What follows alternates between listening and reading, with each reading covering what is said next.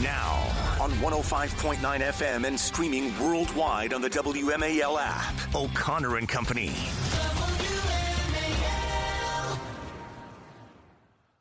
And with that, it is 8:07 in the a.m. on this Tuesday morning here on News Talk 105.9 WMAL. We are making sense of the news.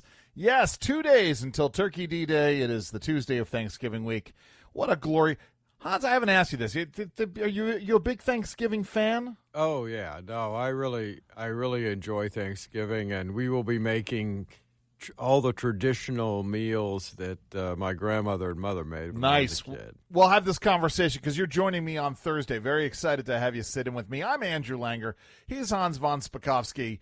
He is with the Heritage Foundation, joining me today. So glad I can join him as well. We're going to be joined a little bit by this crusader, gamer Schlep, who was kicked off of Roblox for daring to go after child predators and get some accountability. His lawyer, STEVEN Vanderporten, is going to be joining us as well. But right now, turn our attention back to a story that I brought up earlier, and this is right in Hans's wheelhouse. Joining us now is Justin Riemer. He is the CEO and president of Restoring Integrity and Trust in Elections. And we had this bizarre story over the summer of a guy hired by the Des Moines, Iowa school district to be their superintendent. He came out of Maryland. Turns out he was an illegal immigrant, not eligible to work in this country, should have been kicked out a long time ago. And there are these allegations that he had been voting in elections. We can imagine being a school superintendent, just which party affiliation he had. Restoring Integrity and Trust in Elections has been trying to get more information from Prince George's County in Maryland, PG County as I call it. And Justin, you've run into some problems, haven't you, with PG County? Yes, we have, Andrew. They have refused to provide the complete voter registration information for Ian Roberts, the illegal alien that you had just mentioned. And this is important. Hans, I know you want to jump in here. You can tell us why it's important, but jump on in. Well, they gave you some stuff, right, Justin? But they blacked out a lot of information. What little did they give you? That's right. It looked like one of those CIA documents, that they disclosed when you could barely tell. They really did a lot of redactions on his registration materials that were requested. They blocked off the answer to whether or not he was a U.S. citizen, his address, his date of birth, even his sex. They wouldn't even tell us if he, identified as a male or female. So, wow. Yes. Are they trying to hide his voter history too? So, do we know whether he not only registered to vote but voted? Well, according to the State Board of Elections, he has not voted. They're simultaneously not confirming that he's registered, but also kind of saying, well, it's no big deal because he never voted. But based on what we know, he has not voted in the state, but who knows? Wow. Well, but did he do it in Iowa too? That's I'd be very curious about whether he got registered and voted there also. That's a great question. And, in comparing the two states, Maryland does very little to prevent non-citizens from registering, and Iowa actually, does some things to try and prevent it from occurring. To the best of my knowledge, I'm not aware that he's registered in Iowa. Iowa prevents non-citizens from voting, but if you're here illegally, they don't prevent you from apparently becoming school superintendents of the state's largest school district. So you got that. Because, Hans and I were talking earlier, Justin, about this case out of, and I don't know how long you've been doing this work, but about 10 years ago, out in the 1st Congressional District of Maryland, there was the Democratic nominee who it was discovered had been registered and voted in both Maryland and Florida elections. I mean, this is why these things are important, isn't it? It really is. They really need to be doing more proactive checks on the front end to prevent this stuff from happening. And unfortunately, in Maryland, they're just not interested in it. They are only interested in proactive efforts to register voters, which is okay. Right. But they're not interested in screening these people out. It's really all they say is, listen, if you check this yes on the citizenship box on the voter registration application, we're going to take your word for it. You can register. You can get a ballot mailed to you for every election, and no questions asked. Hey, so what did the PG County Board of Elections say to you when you said, hey, this information is incomplete? Yes, so we're actually partnering with an organization called American Accountability Foundation, who initially submitted the request. And after receiving the heavily redacted documents, they just started asking questions like, there's no basis under Maryland law for redacting this information. Prince George's County made it very clear that they were taking their cues from the State Board of Elections. They were not handling this on their own. They sent it up the ladder. And they cited to a provision of state law that says we're not allowed to disclose where the person registered. Essentially, federal law does protect that. It says if you register through the DMV or a Medicaid agency or something like that, we're not going to disclose the identity of that registration agency. But that has absolutely nothing to do with this guy's address, his citizenship status, his date of birth, or anything. So it was more than flimsy. It was laughable, the justification they provided for not including the full records. I actually think that they're violating federal law because right. the National Voter Registration Act gives the public access to these kind of voter registration records, and that would override any state law to the contrary. That's exactly right, Hans. And so we followed up. We saw what was happening here. So Wright jumped in, my organization, and partnered with AAF and said, all right, we're going to resubmit this request under the National Voter Registration Act. And we cited case law that's very clear that you cannot redact this information.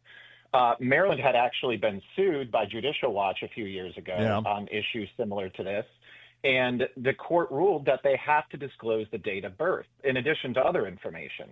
And here you have PG County redacting that date of birth, even though you have a federal court decision that says you have to disclose it.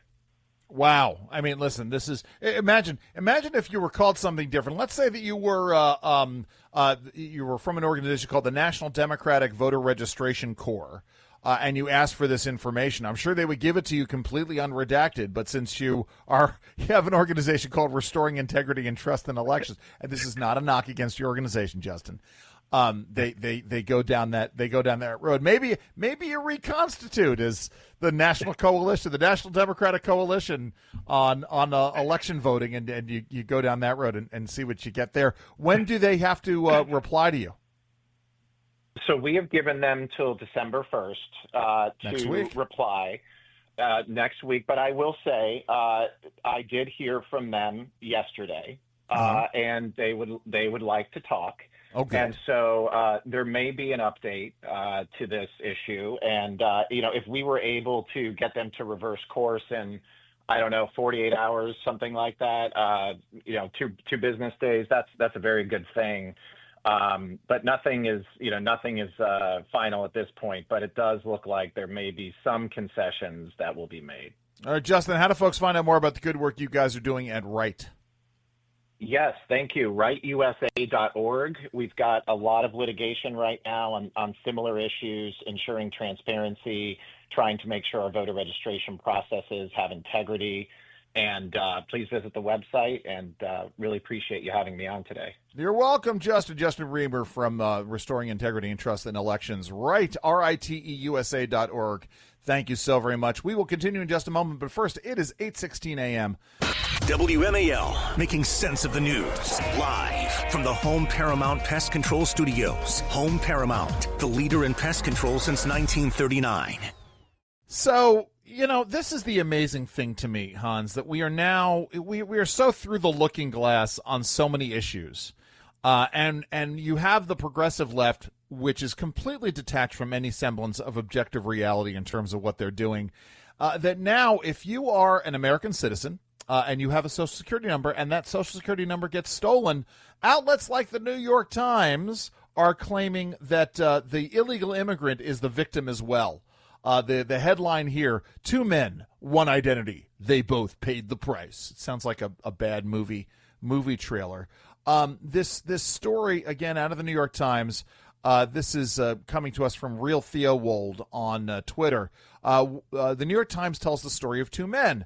One is a blue-collar American from rural Minnesota who has lived in the same town his whole life and works at the same factory that his father did. The other is an illegal alien from Guatemala who stole his identity so he could work in the United States. By the way, if someone is clearly from Guatemala and their name is Sven Svensson, you know something is clearly wrong here.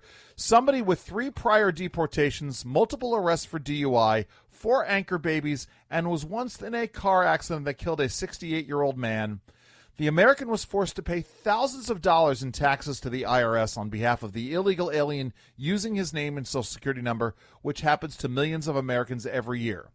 But according to the New York Times and our left-wing media class, both of these men are victims and worthy of your sympathy. I mean, this is, again, the amount of mental gymnastics you need. But then again, these are folks who believe that people born with male genitalia can be women.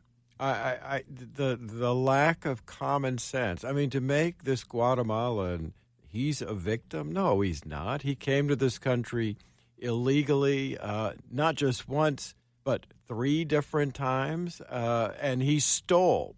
Let's not downgrade it. He stole someone's Social Security number so that he could illegally work in the U.S. He's not a victim. He is a criminal. In fact, he ought to be in jail for stealing that Social Security number, and yet the New York Times makes him a victim. There is such a lack of common sense amongst liberals and progressives these days all across the country. Yeah, by the way, the gentleman whose identity was stolen, his name is Dan Kluver, Kluver. Dan Kluver should get, there should be a law that says that if this happens to you and you've paid taxes for somebody else, you should not have to pay taxes for a certain period of time, right? You should get an automatic full-on rebate of this.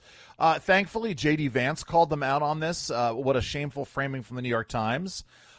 Philip Wegman at Real Clear, he writes, only one Dan Kluver in this story is sympathetic, and it isn't the fellow with a string of DUIs, tens of thousands in back taxes, and a traffic accident that killed a grandfather.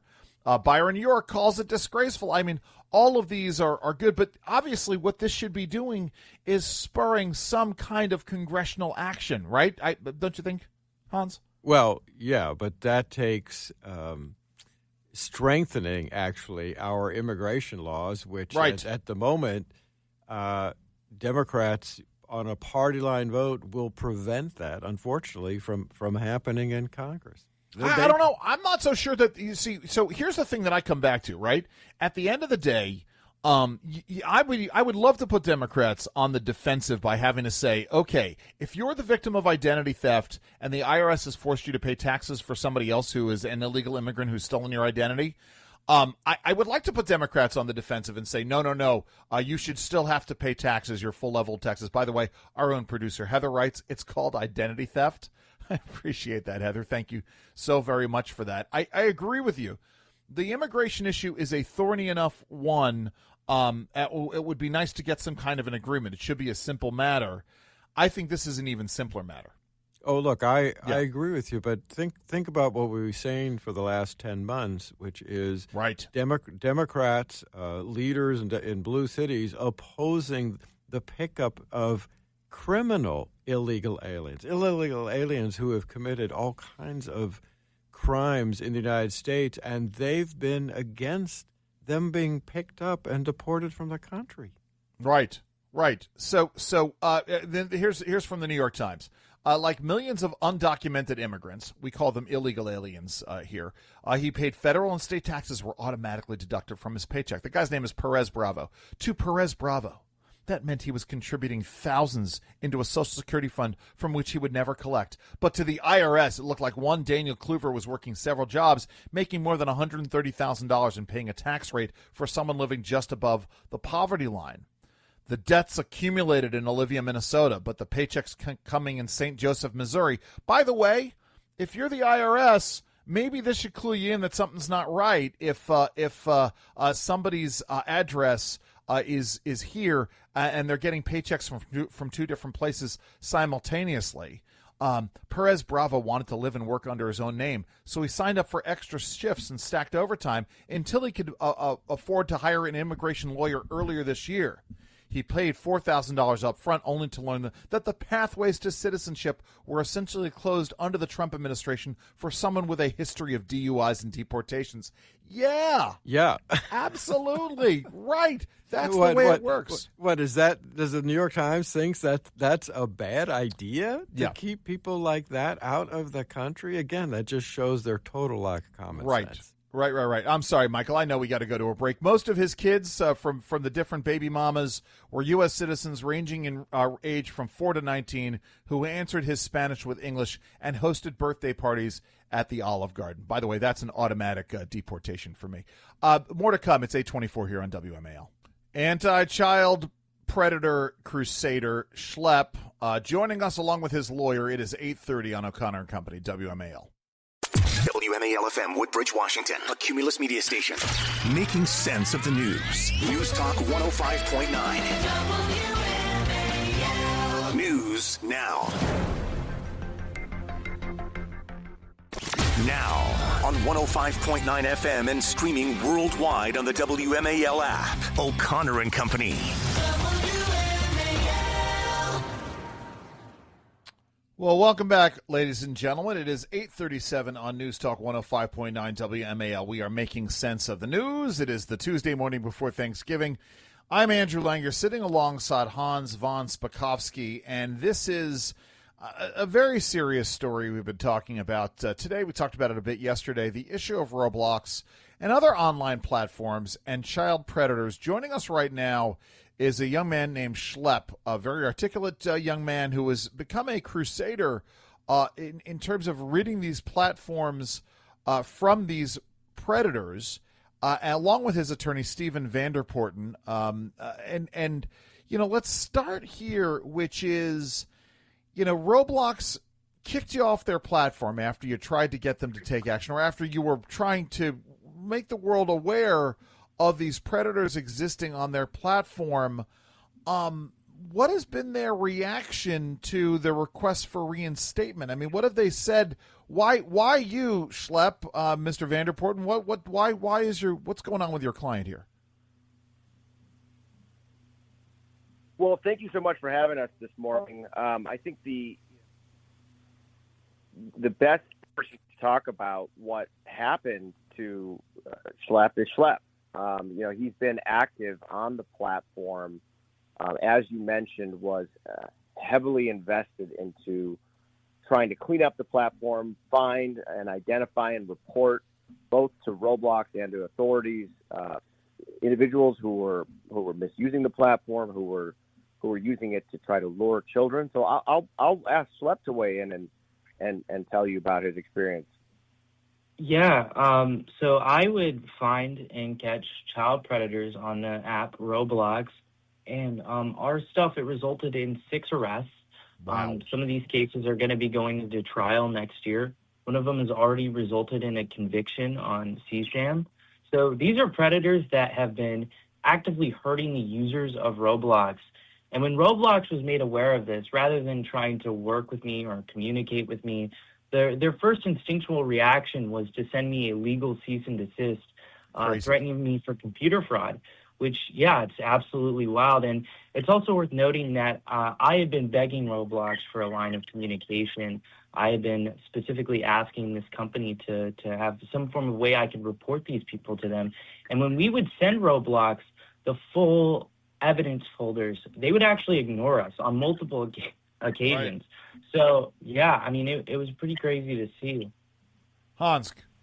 Yeah, I was going to ask you, Stephen, have you gotten any indication from the Justice Department or other authorities that they are going to open up an investigation of this company? Because It would seem that, for example, trying to cut Schlep off because he's informing them of these predators. That is like the height of reckless behavior and irresponsibility. It's as if they want to protect them and keep them using the platform. Is there any indication that local, state, or federal government criminal prosecutors are going to look at this? Yes, there is. In fact, there are, to begin, several states, Florida, Texas, Oklahoma, and Louisiana, and Kentucky among them, that have opened investigations into Roblox. And what's happened most recently is that in Florida, the Attorney General recently converted his investigation from a civil investigation to a criminal investigation. So that is a significant development, we think, that the Florida Attorney General, who had previously issued a subpoena, received documentation from the company, and after doing so made the determination that this is actually a criminal investigation that should be brought into this company and not just a civil one. So, Schlep, it looks like, at least internally at Roblox, you've got some supporters there. Someone was putting up free Schlep posters at their headquarters? Yeah, someone was putting up flyers at their headquarters. I mean, there's been an incredible amount of support online from all across the internet, and it's been very amazing to see. And people have put their foot down, and they're saying that they will not allow a company like this to do this sort of stuff, which is amazing to see. Any call for congressional hearings? I mean, anybody invited you to meet? Have you met with your member of Congress? I have not met with my member of Congress, but I have been talking to legislators, and I mean, I'd very much love to see any form of, investigation go on. Well, as Hans pointed out earlier to me, we got a lot of members, we got a lot of staffers who listen to our show here in Washington, D.C. That's right. We're talking with this young man, Schlep, who's a Roblox user. I'm sure, Steven, you would solicit any, or you would be the intermediary between any request. STEVEN VANDERPORTEN, VANDERPORTEN, is Schlep's lawyer here. Listen, all I can do is wish you the best. Thank you for the work that you're doing. It's great work. It's important work, both of you. And Schlep, just stay safe. I mean, that's the most important thing. Is you got to stay safe out there, my friend. Of course. I take my safety of me and my family very seriously. Good. Well, thank you, gentlemen, both for joining us today. You can find Schlep online at Real Schlep, SCHLEP. More to come here on O'Connor and Company, WMAL. Never miss an episode of the Derek Hunter Show. If you do, we just might talk about you. 3 o'clock on WMAL. All right. With the Lone Ranger theme, Hans, I'm going to tell you this right now. I hate every aspect of this story, from the guy's name to the fact that he's in Baltimore to the self-importance of it all. Baltimore has an unhinged anti-ICE Paul Revere. His name is Buzz Grambo. Obviously, his real name isn't Buzz. His real name is Clifford. Clifford Buzz Grambo. And if he sees ICE vehicles or ICE agents in his neighborhood, this is him. Let's play cut number 18. My name is Buzz Grambo. I've become known as the Paul Revere of Patterson Park. ICE is in the neighborhood! ICE is in the neighborhood! MAGA made me break a promise to my wife. I said when I retired, there's always a big deal about how your family gets to come first. And my wife wants me sitting there on the sofa with her, and I'm like, nope. I've got to go out because my government is hunting my neighbors. Recently, I had a run-in with some ICE agents. They definitely thought that they owned the city, and I had to show up and let them know that they don't own Baltimore. Got it. They don't own Baltimore because it's a skinny guy with glasses and a beard on a scooter who's going to make them feel uncomfortable, Hans. That's the level of arrogance of some of these folks who are out there. I got very frustrated by seeing how many people are not doing anything. My plan is to go out and make ICE as uncomfortable as possible, but not break any laws. Yeah, but he's not just making them uncomfortable. He's putting them in danger, because that means that criminal, illegal aliens, many of whom may be armed are going to be waiting for these ICE agents. But so Hans, he's not Hans, doing Baltimore, anyone any good. Please, Hans, Baltimore's a peaceful city. Oh, yeah, right. Maryland has no problems with violent illegal immigrant criminal gangs at all. What do you Pshaw. No, you absolutely hit the nail on the head here. This is hugely, hugely problematic. Grambo hopes his scooter runs provide warnings to immigrants and alert ICE. You know something? I get it. This is not what I served for. My country, my military used to invade countries for what we're doing right now. Well, first of all, no, we didn't, and if we did, that was a problem. But this is interference with federal law enforcement officers in the performance of their duties. Right. No. And of course, it's Baltimore, so you've got the folks on social media. To the hero riding down Eastern on a scooter, chasing the unmarked ICE vehicle, shouting, "ICE is in the neighborhood. Keep up the good work." A modern-day Paul Revere. Not all heroes wear capes, wrote a third. I am eagerly awaiting. I'm sorry, I shouldn't wish ill on anybody. I really shouldn't wish ill. So I'm not eagerly awaiting, but the expected story that's going to come is a retired Navy veteran on scooter shouting, draws attention to himself, and gets his scooter stolen from him in Baltimore. Because that's the likely outcome of all of this. Yeah, that or he may get attacked or mugged or on a metro bus, maybe have his throat cut by an illegal alien like happened to that young lady, Ukrainian lady down in the Carolinas? Got it. Yeah, no, he's part of a loose network of Southeast Baltimore residents who attempt to protect their neighbors from ICE's recent efforts to detain and deport undocumented immigrants. You know something? That's fine. At the end of the day, I did radio in Baltimore for over a decade. I still occasionally do fill-in work up in Baltimore. You know something? It's fine. I'm going to say this. If you're a mayor or you're a governor of one of these cities and you don't want the federal government to step in there and help you with your crime, fine. A pox upon your house. That's just it. We'll leave you to it. Let your city descend even more. Baltimore was a once great city, and I used to say that Baltimore's greatest days are ahead of it. Stories like this make me just go back on that belief. It's 8:52 here on WMAL.